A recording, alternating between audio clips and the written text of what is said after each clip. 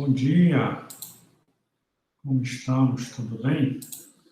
Nós vamos entrar hoje em mais uma aula no nosso curso de macroeconomia, que é a aula que começa a investigar essas questões ligadas à oferta agregada e à demanda agregada. Então, onde é que nós estávamos? No começo do nosso curso, a gente viu o modelo clássico, que procurava descobrir como funcionava emprego e produto. Depois, como o modelo clássico vinha moeda, preços e taxa de juros. Depois a gente teve a Revolução Keynesiana, onde a Revolução Keynesiana também foi tentar descobrir emprego e produto. E depois, no quarto capítulo desse curso, a gente viu como a visão keynesiana a respeito de moeda, preços e taxa de juros. E aí, a gente consolida tudo no modelo que o Hicks e o Hansen estruturaram, que é o modelo ISLM. A gente analisa as visões clássicas e keynesianas sob a perspectiva do modelo ISLM. E na última aula, a gente introduziu uma questão que ficava fora do modelo ISLM, que era as consequências para o nível de preços. Ou seja, como é que a oferta agregada vai reagir a manipulações da demanda agregada através de políticas fiscal e monetária.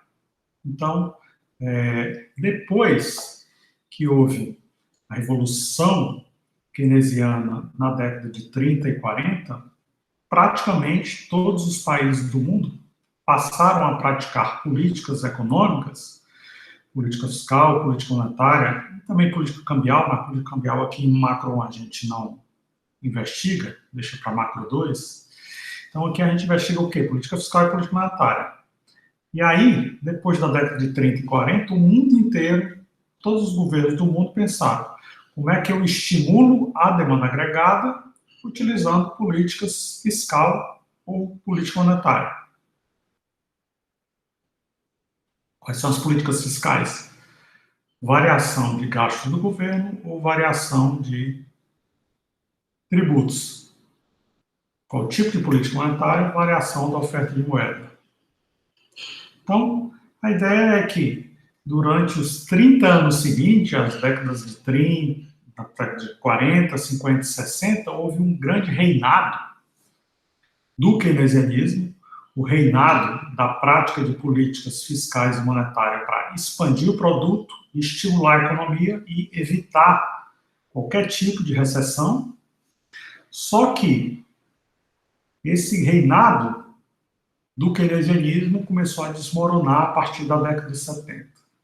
Na década de 70, nós tivemos dois grandes eventos. Primeiro, em 1971, o governo americano, presidido pelo presidente Richard Nixon, resolveu desvincular a emissão de dólar da quantidade de ouro que havia no Banco Central Americano. Ou seja, desde então, desde o fim da Segunda Guerra Mundial, o mundo se caracterizou por um padrão dólar, ou seja, quase todos os países do mundo ficaram com a sua emissão de moeda desvinculada da quantidade de ouro, mas vinculada à quantidade de reservas internacionais em dólar. Só os Estados Unidos era o único país que mantinha o padrão ouro, mas o presidente Richard Nixon assinou a lei para desvincular o padrão ouro a partir de 1971. E em 1973, 2 anos depois, nós tivemos o choque do petróleo. E as consequências desses dois eventos, choque do petróleo e fim do padrão ouro, foi uma rearrumação do sistema monetário internacional, onde a década de 70 foi uma década que conviveu com um fenômeno chamado de estagflação. O que é estagflação? O nome é estranho demais, mas é uma tentativa de criação de uma palavra baseada em duas palavras que já existiam anteriormente, é estagnação e inflação. Então, anteriormente, os modelos keynesianos de estímulo da demanda agregada previam que a economia, se crescesse demais, ia ter inflação, ia reduzir o desemprego, mas ia ter inflação alta.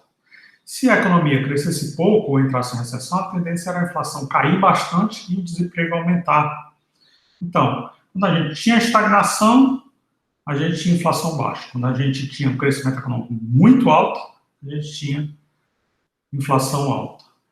Então, a ideia básica era que essa relação ela era demonstrada com a curva que a gente vai ver na próxima aula, que é a curva de Phillips, onde mostrava que havia uma relação inversa entre taxas, crescimento de taxas de inflação e crescimento de taxas de desemprego. Ou seja, quando o desemprego aumentava, a inflação tendia a cair, quando a inflação aumentava, o desemprego tendia a diminuir. E a estagflação foi um fenômeno que negou essa curva de Phillips. Então, assim, nós temos esses 30 anos, os economistas franceses costumam chamar de 30 maravilhosos anos, 30 anos gloriosos, porque as políticas keynesianas foram praticadas e, nessa prática de políticas keynesianas, os países da Europa se recuperaram da Segunda Guerra Mundial, cresceram bastante, deixaram de ser pobres e arrasados pela guerra e se tornaram, de novo, países de renda alta. Enquanto esse crescimento ocorria, a inflação era moderada e o desemprego caía de forma muito significativa. Então, durante esse reinado de 30 anos do keynesianismo, esse reinado foi um reinado que teve um grande impulso político, teve uma grande celebridade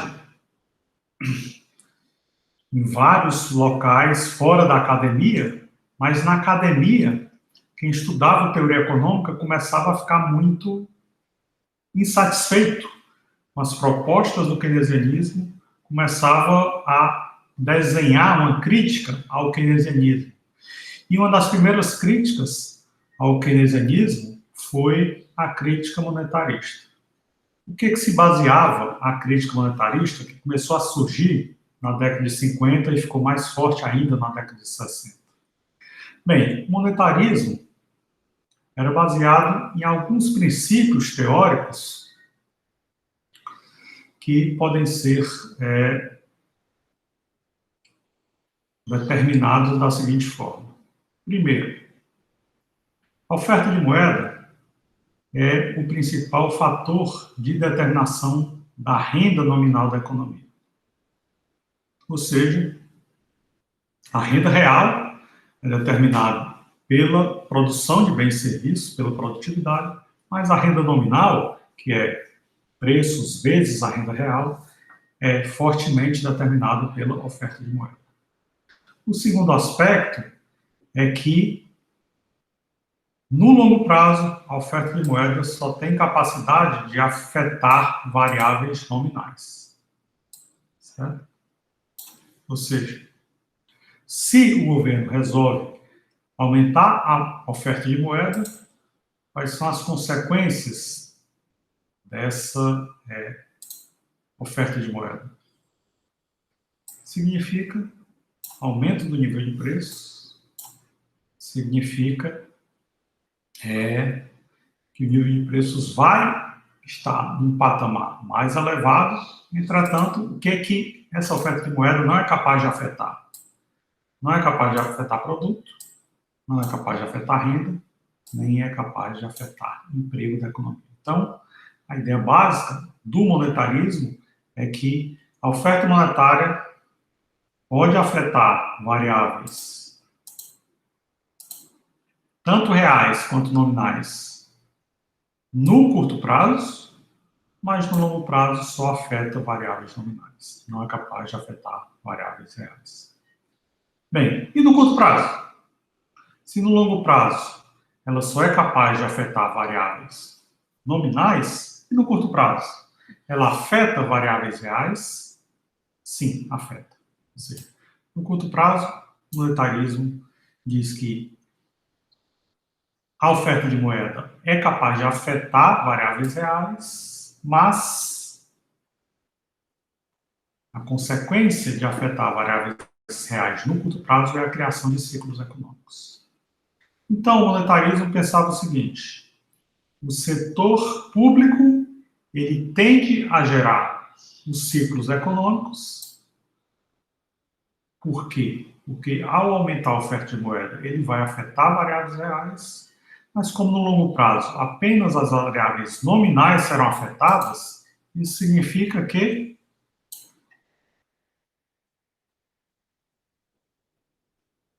vai haver esse processo de geração de instabilidade, ou seja, as políticas governamentais vão gerar instabilidade. Por quê? Porque no curto prazo, uma oferta monetária afeta variáveis reais, já no longo prazo não, ela só afeta variáveis nominais. Então, isso significa o quê? O setor privado vai tender à estabilidade e o setor público vai tender à instabilidade. Esses são os princípios do monetarismo. Então, é importante analisar o que o monetarismo vem a contribuir com relação ao debate que estava sendo feito, que era um debate basicamente era feito sobre a ótica keynesiana. Né? O que a ótica keynesiana dizia quando havia uma recessão? Quando havia uma recessão, a ótica keynesiana dizia o seguinte: olha, o governo precisa aumentar os gastos. Por quê? Porque ao aumentar os gastos, o multiplicador de gastos vai desencadear um efeito que é aumento da renda da economia, Y, e aumento da taxa de juros, R.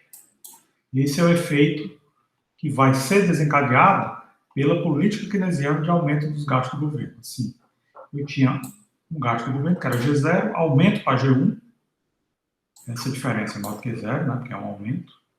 Como consequência, o multiplicador keynesiano vai me dizer o quê? O multiplicador keynesiano vai garantir que o meu produto vai aumentar. E, como consequência, também tem um aumento da taxa de juros. Certo? Muito bem. Como é que a gente vê isso?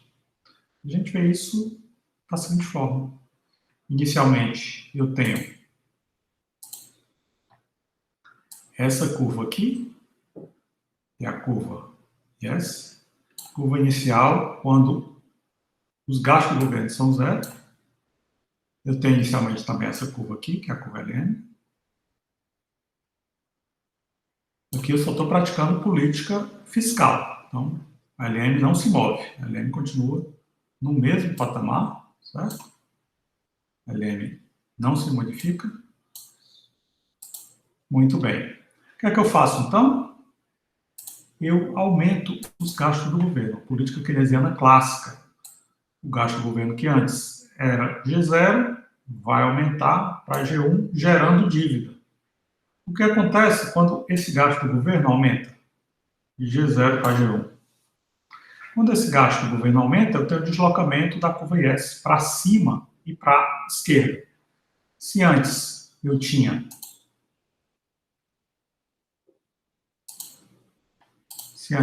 algo assim,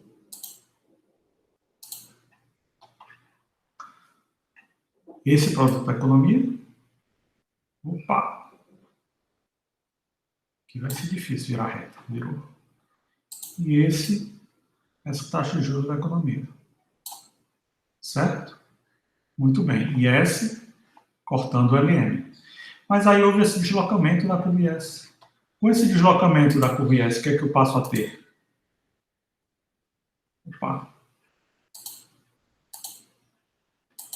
Com esse deslocamento da curva IS, eu passo a ter um deslocamento do produto da economia e um aumento da taxa de juros. Então, esse deslocamento da curva IS vai me dar esses dois efeitos.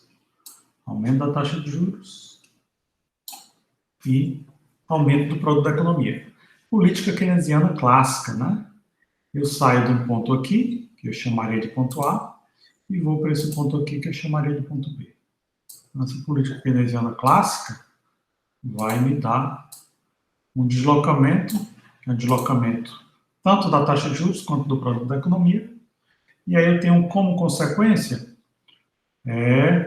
uma taxa de juros mais alta, uma economia que está se expandindo. Né?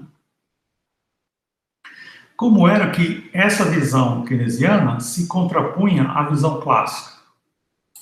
Os clássicos pensavam em velocidade constante da moeda. Então, eu tenho aqui V, velocidade da moeda, que ela é constante. A teoria quantitativa da moeda me diz o quê? M, oferta de moeda, que multiplica V, velocidade da moeda. Se a velocidade da moeda é constante, isso iguala P, nível de preços, com T, que é quantidade de transações. Se eu não quiser usar T, eu posso riscar T e pôr Y. Por que Y e não T? T é a curva do Fischer. Né? Irving Fischer substituiu o Y por T. A curva original da teoria quantitativa da moeda pega o nível de produto Y no lugar do T. Então, eu teria aqui um Y no lugar do T. Mas, independente de ser T ou ser Y, se aqui fosse Y, obviamente, eu estaria aqui delta Y no lugar de delta T.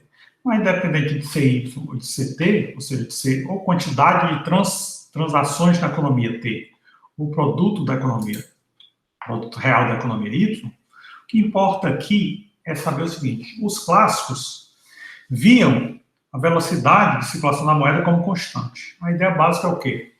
As pessoas, todos os dias, acordam, tomam café da manhã, saem para trabalhar ou para estudar, fazer suas atividades, almoçam meio-dia, depois continuam fazendo suas atividades, voltam para casa de noite, jantam, fazem alguma coisa entre o jantar e a hora de dormir, e dormem para acordar no dia seguinte da mesma forma. Ou seja, o que os clássicos viam? As pessoas têm uma rotina. Dessa rotina, as pessoas tendem a gastar moeda com uma certa constância. Não há grandes mudanças do gasto de moeda de um dia para outro, portanto, a velocidade com a qual a moeda circula é constante. Se a velocidade é constante, a gente tem algo assim, né? Tendo algo assim, isso significa o quê? Velocidade é zero. Quando eu ponho tudo em termos de taxas de variação, o V ele é zerado, então fica taxa de variação da oferta de moeda vai ser igual à taxa de variação do nível de preço mais a taxa de variação do produto da economia ou da quantidade de transações da economia. Então faz, né? Então, a ideia básica é que se eu puser tudo em termos de taxa de variação, eu tenho que ter essa igualdade aqui. Qual a grande discordância dos clássicos para os keynesianos? Os keynesianos não acreditam que a velocidade da moeda seja constante. Né? Se a velocidade da moeda não é constante, então isso talvez modifique alguma característica a respeito dessa expansão da IS e onde a IS corta a curva LN. Né?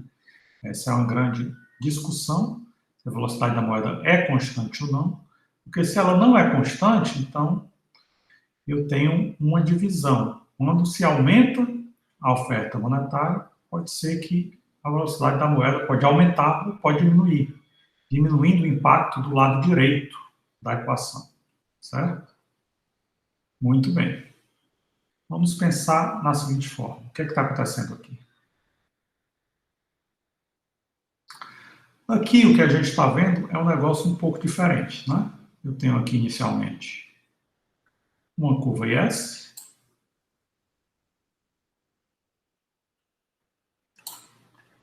e aí eu tenho uma curva LN inicial.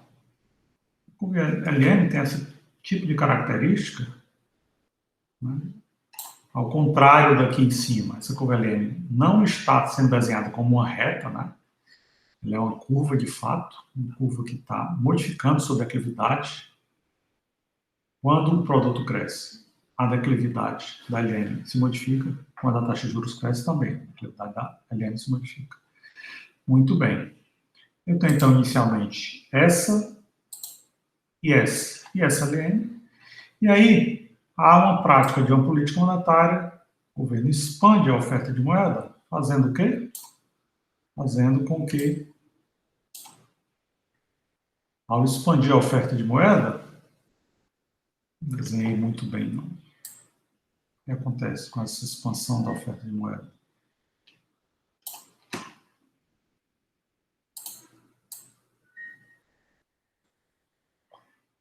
Vamos ver se agora melhora um pouquinho. Não melhorou muito não, mas talvez seja um pouquinho melhor. Assim. Ok, vamos lá. Expandiu a oferta de moeda, né? Aqui, ó, oferta de moeda aumentou. O que aconteceu aqui? Oferta de moeda aumentando. Inicialmente eu tinha o quê? Inicialmente eu tinha essa taxa de juros, R0, associada a... Não quero uma seta. Essa taxa de juros associada a esse produto. Certo? E aí houve essa expansão. Expandir a LM. É interessante notar que aqui, quando a LM está ficando quase horizontal, a diferença entre a LM anterior e a nova LM é muito pequena. Quando a LM se aproxima da parte onde ela fica quase vertical, aí a diferença aumenta bastante. Né? Há uma enorme divergência entre a LM antiga e a nova LM. Mas o que me interessa é o quê? É saber quais foram as consequências aqui onde a IS está cortando. Onde a IS corta a LM, importa, né? O que está acontecendo aqui? Onde a LS corta a LM. Onde a IS corta a LM. O que está acontecendo aqui é que aqui a expansão do produto é mínima, né? O produto cresce muito pouco. O produto, ó, praticamente não se expande. A expansão é mínima do produto. E o que acontece com a taxa de juros? Ela também cai muito pouco. Né? Uma pequena queda de taxa de juros, uma pequena expansão de produto, quando eu tenho aqui um deslocamento da LM. O que eu estou dizendo aqui em cima? Que os custos da política fiscal eram diferentes dependendo de onde a curva IS corta a curva LM. Imagine que a curva IS pudesse cortar a curva LM bem aqui. Imagine que a IS estivesse assim. Partindo do mesmo ponto aqui, ó. Só que agora a IS corta a LM bem aqui. O que está acontecendo nessa nova IS? Opa!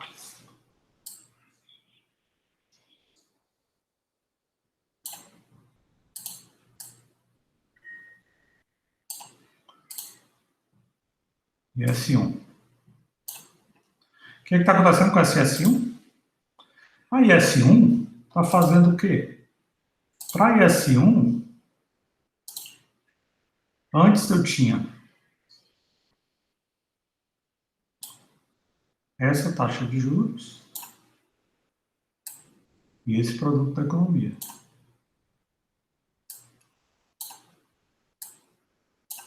Certo? Se a IS corta a LM aqui nesse ponto, o que vai acontecer? Agora, eu terei uma taxa de juros bem aqui. Opa.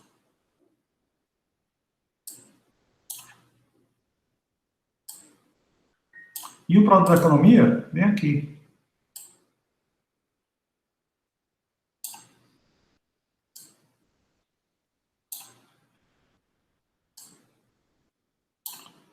O que está acontecendo? A expansão do produto foi bem maior e a queda da taxa de juros também foi bem mais significativa, né? Ou seja, basicamente, o que é que eu tenho? dependendo de onde a IS cortar a LM, se ela cortar aqui, onde as duas IS são muito próximas, o efeito vai ser pequeno. Se ela cortar aqui, onde as duas LMs são bem distantes, o efeito vai ser bem mais significativo. Né? Então, a grande questão do monetarismo importa. Onde a IS cortar a LM, importa em termos de custos de política fiscal e política monetária. Certo? Muito bem. Então, um dos grandes autores do monetarismo, nas décadas de 50 e 60, é um economista americano que trabalhava na Universidade de Chicago, chamado Milton Friedman. E o que é que o Milton Friedman ele pensava? Ele pensava o seguinte: a demanda por moeda é estável, certo? Se há uma estabilidade na demanda por moeda, a gente tem o quê? Partindo de M, que multiplica V, que é igual a P. Opa!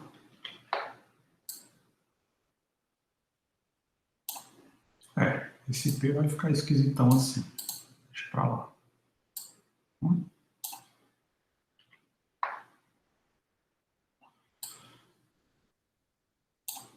Bem, vamos fazer de conta que isso é um P, né? Vezes Y.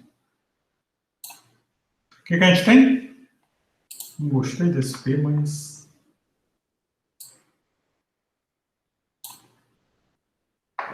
é esquisito esse. M vezes V é igual a P vezes Y. O que a gente tem? A gente tem basicamente o seguinte.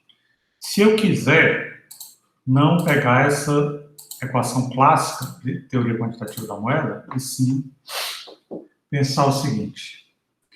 Se eu transformar o V em 1 sobre K, então, se eu transformo o V em 1 sobre K,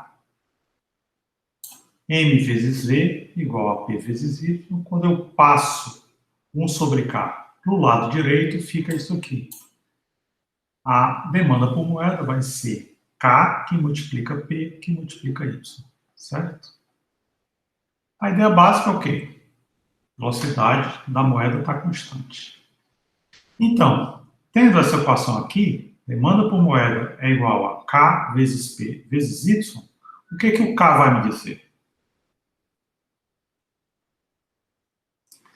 O Friedman dizia o seguinte: a demanda por moeda é estável e ela é muito importante para determinar o nível de renda da economia. Né? O nível de atividade da economia ela é determinada pela demanda por moeda. E outra coisa, a relação entre demanda e oferta de moeda é muito forte. Né? Então, a relação entre demanda e oferta de moeda é muito forte, significa que se o governo aumentar a oferta de moeda de uma hora para outra, vai ter um impacto muito significativo sobre a demanda por moeda. Mas o Friedman pensou, a demanda por moeda é baseada em quê? A demanda por moeda é baseada em alguns fatores. Primeiro, o nível de preço da economia. Segundo, a renda da economia. Terceiro, RB ele chamou de títulos. Ou seja, o que são os títulos? Os títulos são a forma que o governo utiliza para se financiar. Quando o governo quer aumentar seus gastos e deseja se financiar por títulos, o que é que ele faz? Ele começa a ir no mercado e diz o seguinte, ó, esse título, quem comprar esse título, ano que vem eu pago R$100 por cada título desse. Aí as pessoas vão começar a participar de um leilão. Eu compro esse título por R$90. Outro diz, eu compro por 92, eu compro por 93, eu compro por 95. Então, vai chegar um valor que o governo vai bater o martelo e vai vender. Pronto. O governo vende o título por 97, se comprometendo a, no ano que vem, comprar o título por 100. Aí, quem comprou esse título por 97, ele vai fazer o quê? A pessoa vai demandar a moeda Quando tiver moeda no bolso, vai comprar o título. Então, o título é um fator importante da determinação da demanda por moeda. Outra coisa, as pessoas podem pensar, não, comprar um título por 97 foi quem deu o valor mais alto, eu jamais daria esse valor. Eu compraria esse título no máximo por 92, 93 ou 95. 97 é um valor alto demais. Só que eu demandei moeda, o que é que eu vou fazer? Então, não vou comprar títulos públicos, vou comprar ações.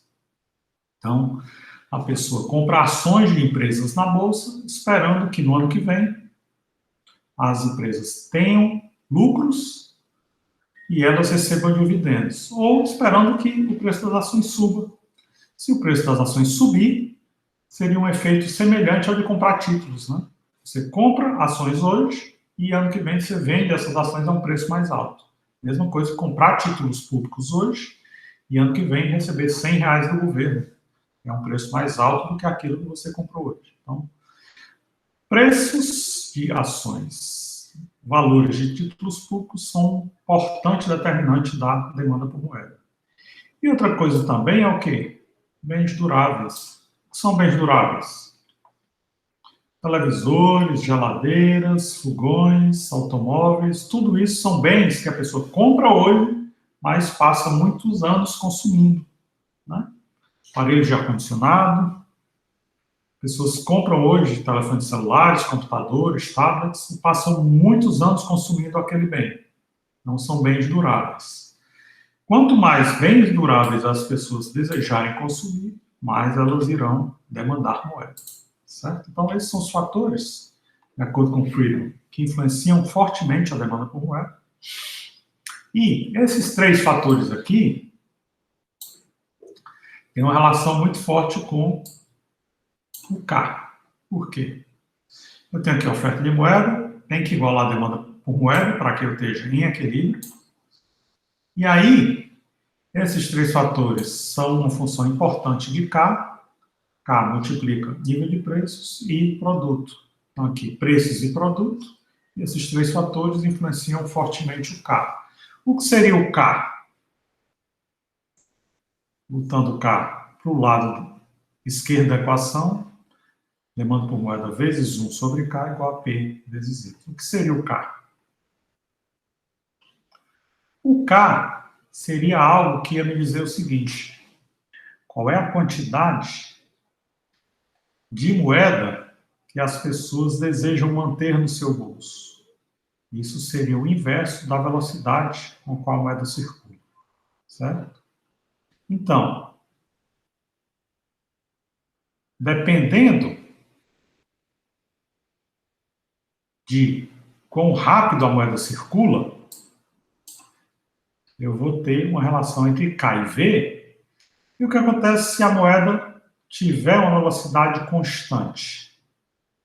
A hipótese básica do monetarismo é o seguinte: a moeda tem uma velocidade constante, oferta de moeda é igual à demanda por moeda quando eu estou em equilíbrio, e eu tenho uma relação muito forte entre a oferta de moeda e a demanda por moeda. Se eu mexer na oferta de moeda, o impacto sobre a demanda por moeda vai ser muito significativo.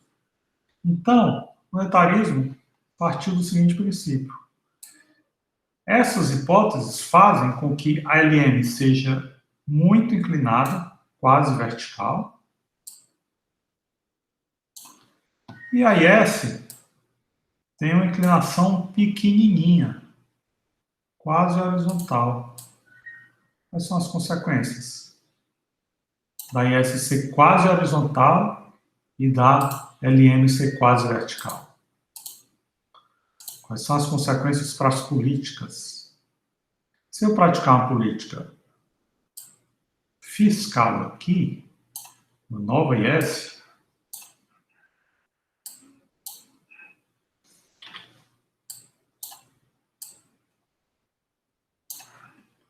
IS', o que acontece? Tem um IS' aqui. Essa política vai me dizer o quê? Essa política vai me dizer o seguinte: eu pratiquei essa política, passei a ter essa taxa de juros e esse produto da economia. Certo?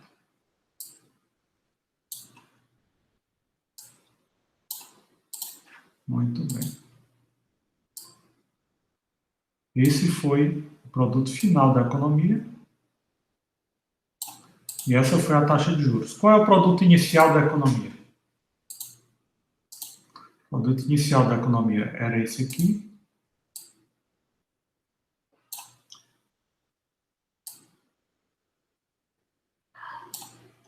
E a taxa de juros era essa aqui. Então, eu tenho aqui o quê? R0 e Y0. E aí eu passei a ter R' e Y'. Qual a diferença de Y0 para Y'? Uma diferença muito pequena. Não é? Tão pequena que eu não consigo nem desenhar uma seta tão pequenininha assim.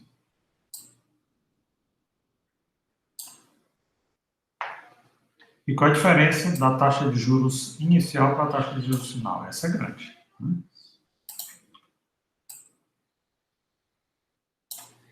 Essa pequena aqui é a seta.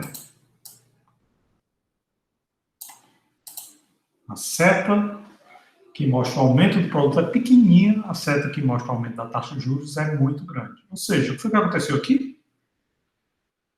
Uma IS que se desloca em função do aumento dos gastos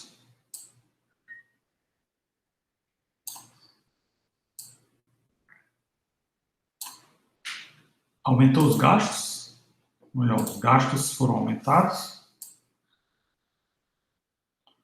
fazendo o deslocamento clássico.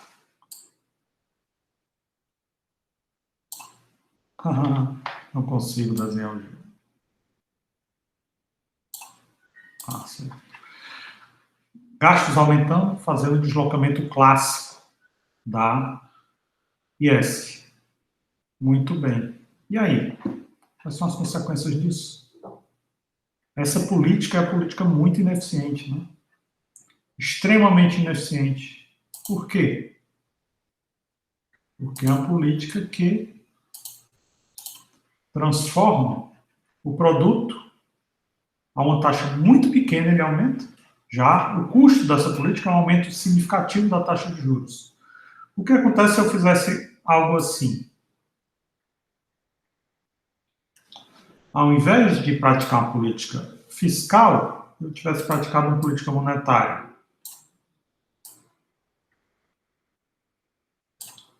LM'. A LM' está fazendo o quê? A minha LM' está fazendo o seguinte. Ela está pegando aqui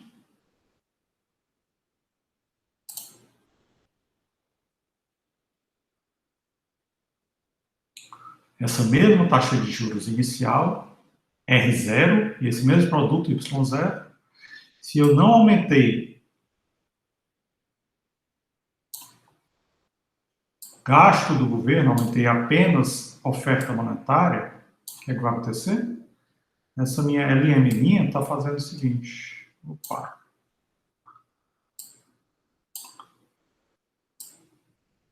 A LM' está fazendo basicamente o seguinte. Eu estou indo para Y, duas linhas, e para R, duas linhas. O que é que está acontecendo? A taxa de juros está caindo. Opa. Não deu certo. Vamos ver se agora dá. Deu. A taxa de juros está caindo de R0 para R, duas linhas. E o produto está se expandindo de y0 para y em duas linhas. A ideia básica é o quê?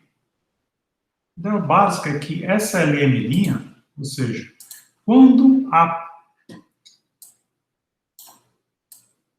política monetária se depara com LM muito vertical e a IS muito horizontal, o maior ganho que se obtém é quando se tem a prática geopolítica monetária. O que foi que aconteceu aqui? Foi praticada uma política monetária onde houve um aumento da oferta de moeda. Né? Aqui, delta M. Houve um aumento da oferta de moeda, gerando um deslocamento da LM. Então, a ideia básica do monetarismo é isso. Estima-se a LM, estima-se a IS. Aí, o que é que se encontra? Se encontra um IS quase horizontal e um LM quase vertical.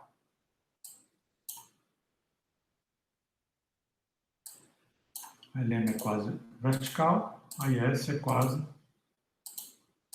horizontal.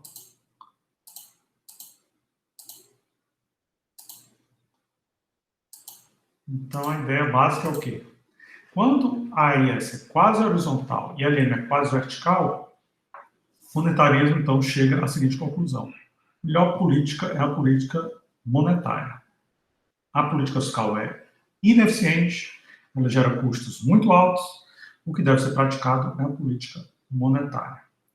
Como é que o monetarismo vê, então, a demanda agregada? Vê a demanda agregada da seguinte forma.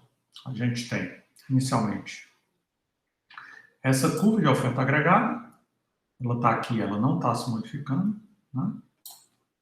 Aqui é a curva de oferta agregada, bonitinha, desse jeito, com esse tipo de característica. Certo? E aí, o que é que eu tenho? Inicialmente, eu tenho essa demanda agregada aqui.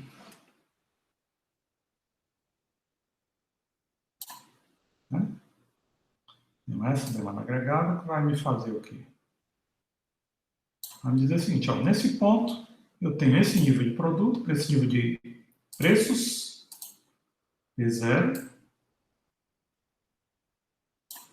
e esse nível de produto Y0. Aí o que acontece aqui? Acontece um fenômeno que é há uma expansão da oferta de moeda. Né? De M0 para M1, a oferta de moeda é expandida, essa expansão de oferta de moeda acaba gerando o quê? Acaba gerando uma nova demanda agregada. É interessante notar o seguinte, a demanda agregada, ela pode ser deslocada via quê? Ou via política monetária ou via política fiscal. Aqui, no caso, o que é que está acontecendo? A política monetária está deslocando a demanda agregada. Deslocando para onde? A política monetária, ou seja, aumento de oferta monetária, está gerando deslocamento para cima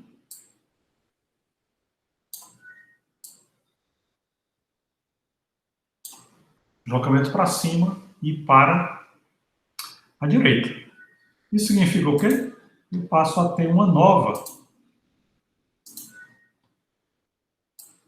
novo patamar de nível de preço, um novo patamar de nível de produto da economia. Ou seja, a gente tem, com essa expansão monetária, um custo. Que custo é esse? Esse custo é preços mais altos e um ganho, produto maior. Para que tenha esse ganho de produto maior, eu tenho que me deparar com um custo, que são preços mais altos. Né? O que é essa seta ficou assim desse jeito? Ah, agora está bem. Então, a LM foi deslocada.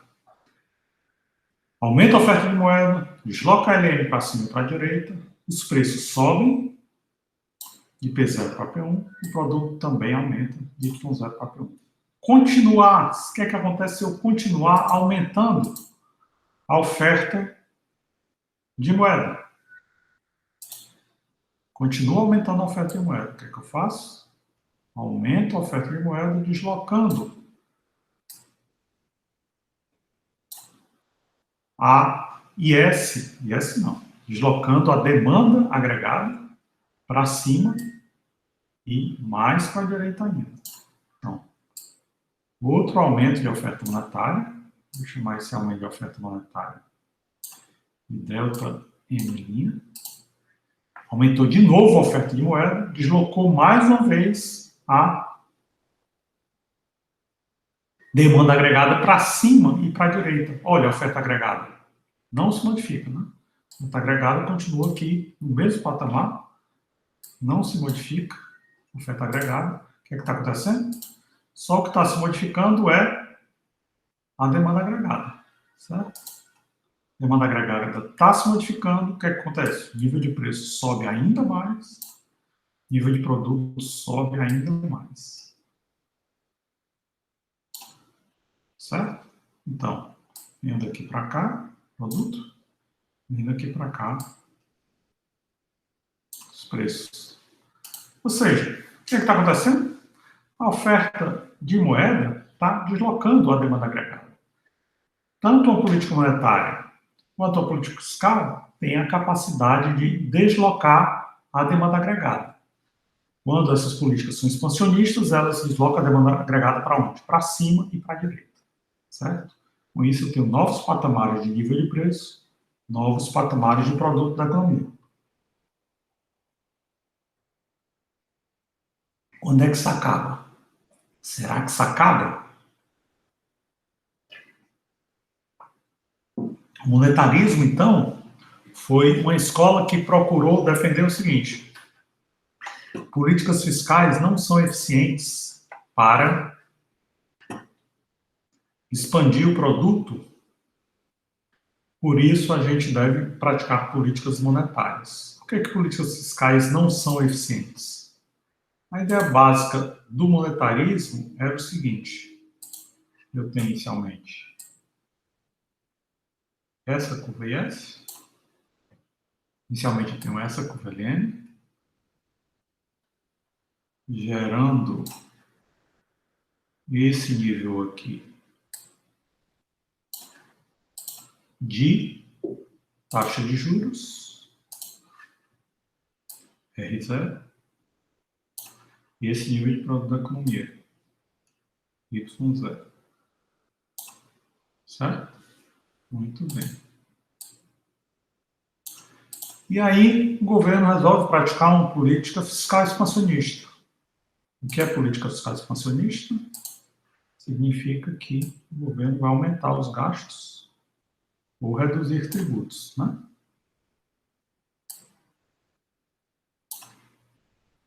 Quais as consequências desse efeito de aumento dos gastos e redução de tributos?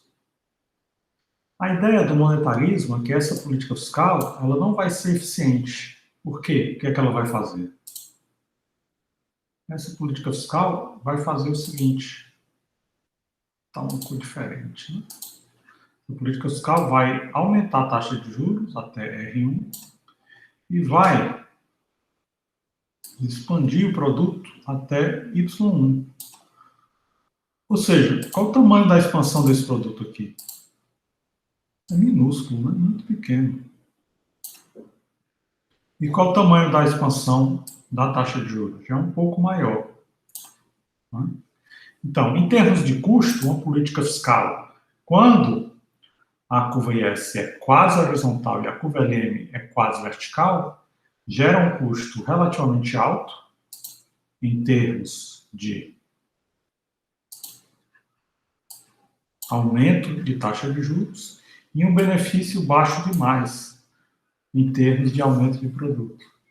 Então, o que é que o monetarismo diz? Não é uma política eficiente. A política fiscal não é uma política eficiente sob essas condições de curva LN quase vertical e curva IS quase horizontal. E aí, o que é que os monetaristas dizem a respeito de que tipo de política é ideal? Eles dizem que a política monetária é a ideal. Mas como a política monetária deve ser utilizada? Ele diz que deve ser utilizada para tentar combater o ciclo econômico, ou seja, oscilações da atividade econômica devem ser combatidas via utilização da política monetária.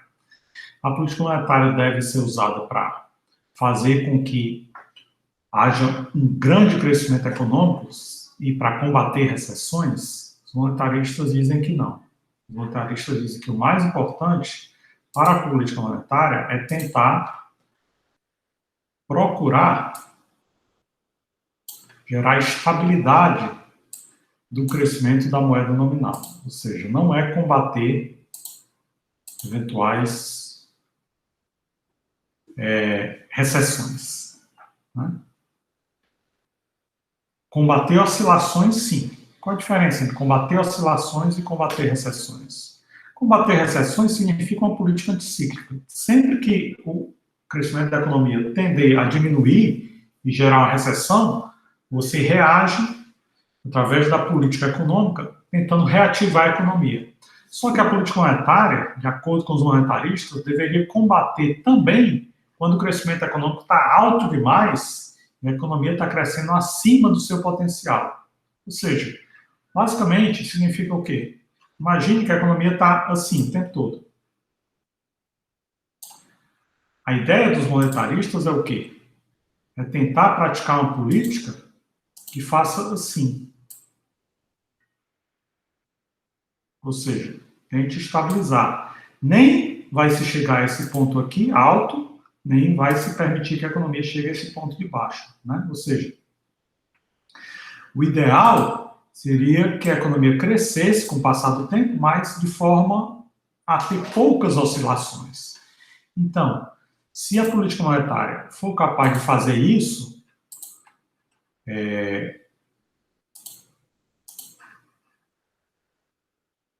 o verde é o que está acontecendo e o rosa é o que deixaria o que seria o ideal que ocorresse. Como talvez o mundo ideal não seja possível de se chegar a ele, então a ideia básica é tentar ver se a política monetária consegue fazer algo mais ou menos assim, ó. Fazer com que as oscilações sejam pequenas, né? Ou seja, eu não estou tendo esse grande, eu estou quase em cima da curva rosa, mas eu não estou tendo grandes desvios na curva rosa, né? O verde gera grandes desvios da curva rosa. A ideia básica é que a política monetária seja praticada para correr mais ou menos algo como o azul. Esses pequenos desvios. Quanto menores forem esses desvios da curva rosa, melhor, né? Ou seja, o que é que está acontecendo com o verde? O verde gera enormes desvios em torno do produto da economia. Já a política monetária, se for praticada e conseguir o azul, o que é que está acontecendo com o azul? Os desvios são muito menores, né? Há desvios muito menores. Ele não conseguiu, através da política monetária, anular completamente os desvios. O que seria a anulação completa dos desvios? Seria conseguir praticar a curva rosa, né? A curva rosa seria a total e completa anulação dos desvios. Talvez não seja possível anular completamente esses desvios, mas a ideia básica é que se eu tenho aqui... Opa, fiz errado. Se eu tenho aqui esse eixo, que é o eixo do Y, e esse eixo, que seria o eixo do tempo, né? E aqui o eixo do tempo.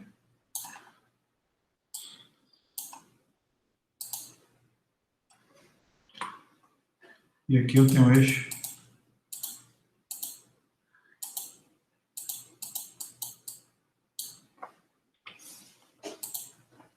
Lá, Y. Aqui eu tenho o produto da economia, que cresce com o passar do tempo, mas como ele cresce? Ele vai crescer de forma suave, como na reta rosa, vai crescer de forma abrupta, como na curva verde, ou vai crescer de forma moderada, ainda que com algum tipo de oscilação, como na curva azul clarinha, né?